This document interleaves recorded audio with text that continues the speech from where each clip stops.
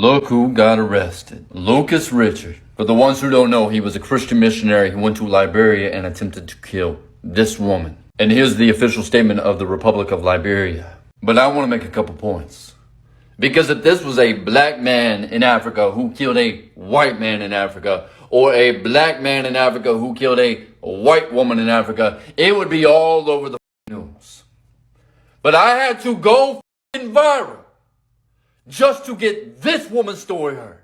To where the church apologized because people protested, and even the United States of America Department of State got involved. Now what does that tell you?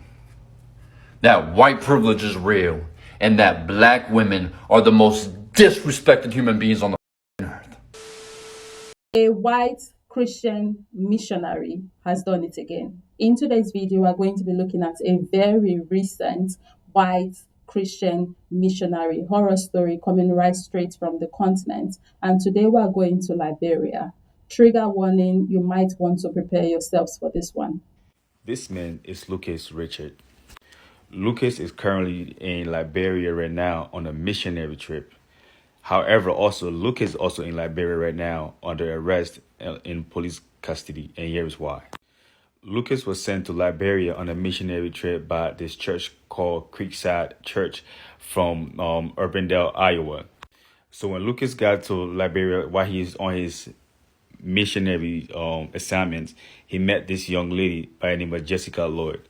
So when he met this young lady, Jessica Lloyd, they both became involved sneakily. So they're sneaking around, having, been involved. And in that process, she have gotten pregnant. So when she got pregnant, she went home and told her parents she's pregnant. And pregnant by who?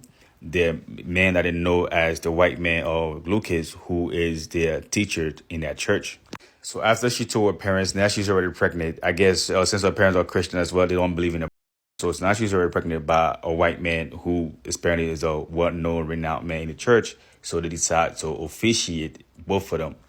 And Lucas also agreed to marry her because he felt as though they don't want to be living in sin. So he wanted to get married to her and make things right to the parents, the girl, and the lords and everything else. So but Lucas also required or requested that they have a traditional wedding.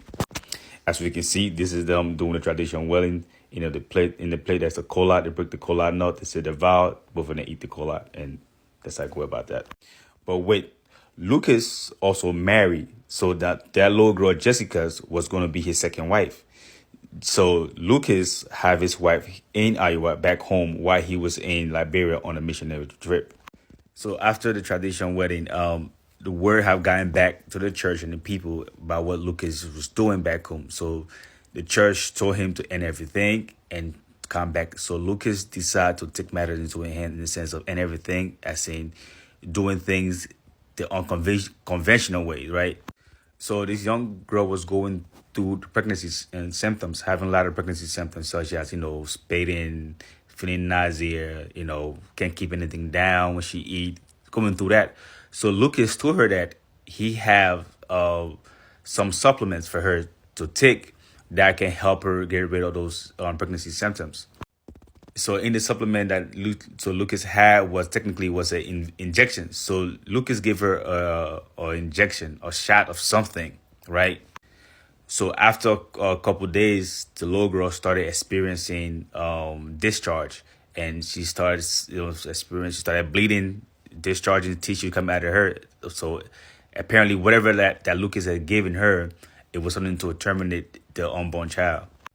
So while he did all that, no one in the family suspected him as doing it. They just look at it and maybe it's just a normal miscarriage that that was happening because maybe it was a first pregnancy, so it's normal first pregnancy. So no one suspected him because when he told the family, told her that he was giving her things to help with her pregnancy symptom. It wasn't anything for to cause miscarriage. So they didn't have no thought that's what it was that he did.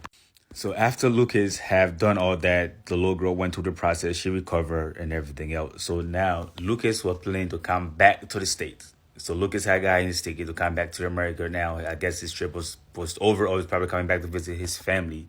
So Lucas decided to visit his wife in Liberia, the little girl Jessica, now for the last time. even though they both was married, even though they both were married, they wasn't living together because now Jessica now was back home with her parents while Lucas was away on his missionary business in different side of the town. So he came back to her parents to pick her up, to take them out, just take her out. So his story was to pick her up, take her out before he leaves. They can have some good time before he head back to the States. On her way to them, it was Lucas' last time to get rid of her, get rid of everything, get rid of all of the evidence of what was going on here. So Lucas picked her up, put her in the car, they went driving around the city, finding somewhere to go. That they drove past a lot of famous places that they have been before. So, Jessica said to him, well, if we're going out to just chill or have a good time, passing by all these places, why are you still driving? He said no, he didn't want to be in that area because he felt unsafe around the people that was there. So he needed somewhere quiet so they should go to. So while they were driving, Lucas decided to pull over on the side of the road in the woods somewhere, and he said he had to use the bathroom. So Jessica would stay in the car. After he done using the bathroom and came back in the car, she grabbed a bottle of water, put water on his hands to wash his hand after he used the bathroom, and they continued the journey. They kept driving. So Lucas came back, he got in the car and started driving again. So they were driving the past a cemetery. Lucas told Jessica that here in America, sometimes they go visit the cemetery, walk around the cemetery to see the name of dead people and just have conversations about people that have passed and stuff like that. So he suggested to her that they both should go in the cemetery. Again, she refused. She was like, I'm afraid I don't do a graveyard, so I'm not going with you in the cemetery. So they got back in the car, driving yet again. This nigga another stopped. He said something is wrong with his tire, right? Is it the car tire? So they put over on the road. He got out. He asked her to get out to help him. So she got out.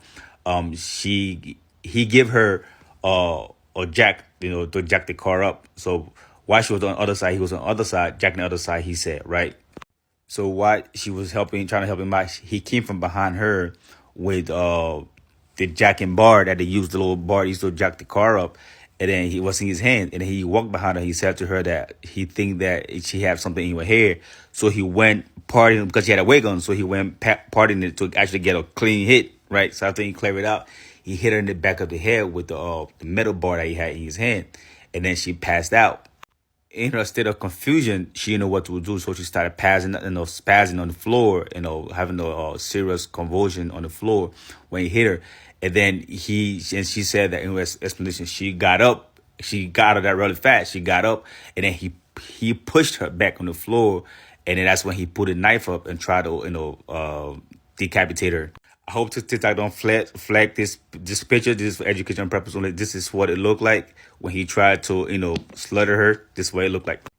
But luckily for her, when they make the first stop, there was a young man that was nearby that was observing them, and he kind of noticed something, unusual. So he kept following them slowly on a motorbike without, making his presence known. But he kept following them. So when he observed that when Lucas now had hit her in the head with the bar and then got over her with the knife trying to decapitate her, that's when he intervened with the stick.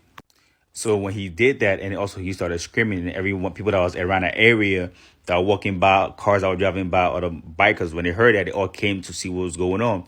And then Lucas got in his car and tried to drive up, and I guess this chase after him was able to capture him, and took him to the police station.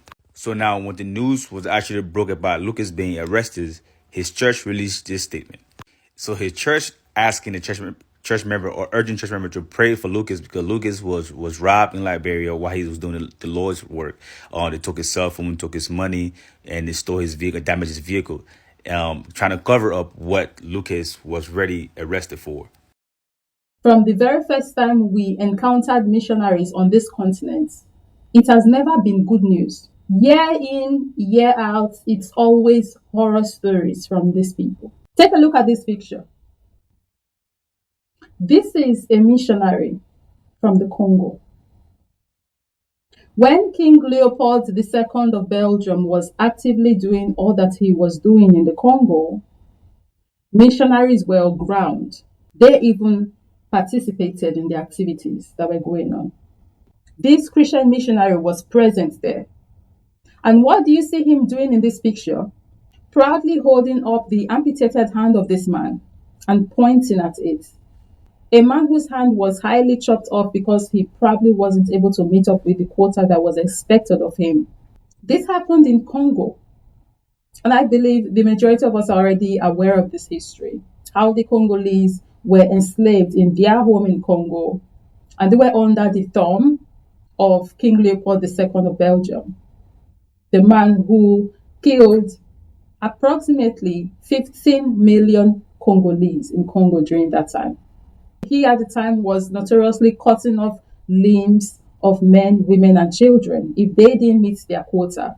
But look at a missionary, so-called people who were sent by God to bring the good news to the people on the continent. Look at what he was doing. And this is one part in history that really gets to me that I don't think we talk about enough. The fact that whilst the colonizers were down here committing all of the crimes that they were committing, missionaries were on ground with them.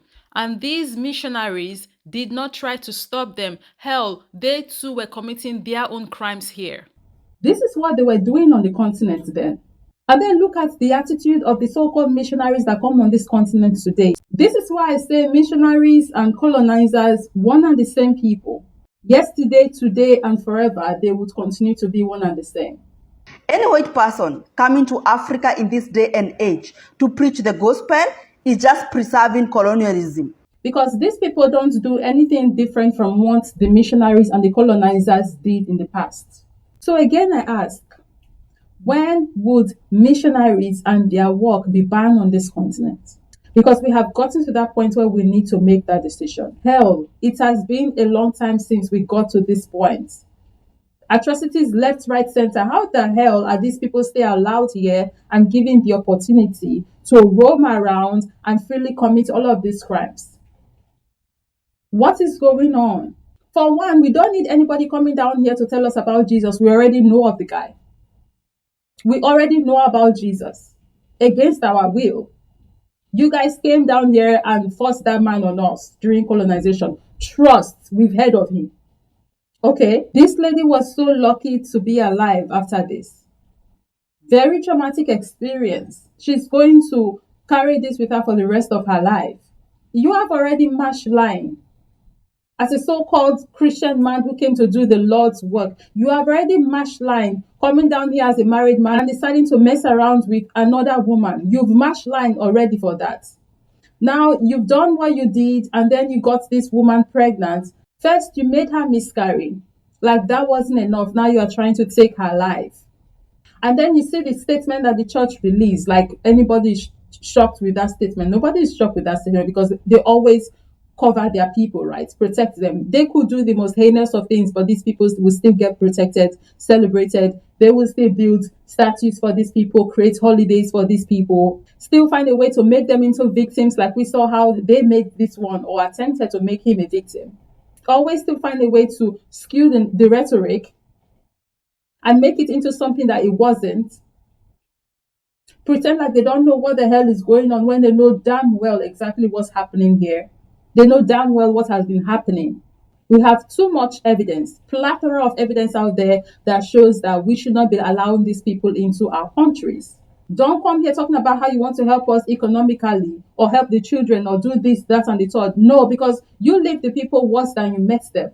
I'm glad that the brother who was there at the time was there present and was able to come to her rescue. This man should face the courts in Liberia, should serve time in Liberia. I don't want to hear that he was taken out of the country and they would try him in the US. And I hope that the Liberian people, the Liberian government stand their ground and make sure that this man faces justice and pay for his crime. I hope that they do that. He should serve time in Liberia. I hope they throw the book at this guy and he should get the maximum extent of punishment that he deserves for his crimes. Well, guys, let me know down below in the comment section what your thoughts are on this. And of course, as always, I'll see you guys in the next one. For everybody that wants the church's information, here you go. And the church's website. And I want to make this one statement to all the churches who go to Africa to help the children. The way Lucas and the rest of you dehumanize these people so you can make some money. We thank the Lord also for a small group of believers that we're working with. These believers come mostly out of Islam. Most of them are illiterate, and so we're teaching them English as we teach through the Bible. They don't need your language or your Bible, so stop using African children just to make some money. And if you want to talk about the history of Christianity in that continent, then you're going to have a long day. Because apparently, it's common for these Christian missionaries to go native, which means the heart of darkness, aka they go to these African countries and they justify their actions because they say there's too many demons and devils over there, that they inherit their bad practices to where these missionaries do these up things. To the point where they have articles written about missionaries doing this, like infidelity on the mission field. Or missionaries protect your marriage because they need to talk to their spouses, their wives, about the possibility of having an affair. And these missionaries go over to these countries and do horrible things to these women and then get away with it and nobody does. And shout out to this creator because she pointed out the heart of darkness to me. And all the Liberian creators who reported on Jessica's story. So stop sending all these white Christian missionary men who go to Africa to save the children and preach the Bible when they just go there to take advantage of the people, make money, cheat on their wives, and harm the fucking women. And shout out to this man for saving Jessica's life and the rest of his crew. Because if he didn't, Jessica would be dead. Her story wouldn't be told, and this would just keep happening and happening and happening and happening with no accountability whatsoever.